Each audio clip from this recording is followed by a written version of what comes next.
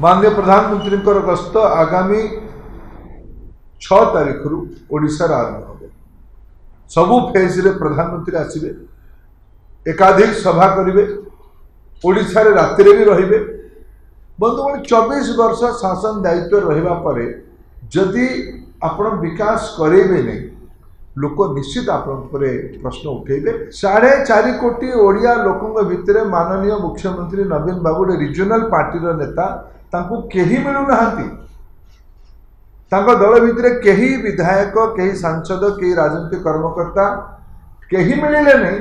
कोटेरी बनी ओडिया स्वाभिमान को आघात करने मुझे दायित्व संपन्न भाव आपण को गोटे तथ्य उजागर करुँ अवगत नहीं कथा नुहे।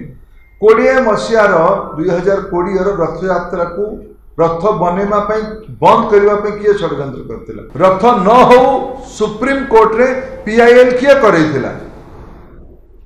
ओडिशा सरकार एफिडेविट कौन थिला? जदि माननीय मुख्यमंत्री नैतिकता अच्छी सी या निजे निज पार्टी उत्तर देवा दरकार मु रथ यात्रा बंद होगापी एफिडेविट दिया करे।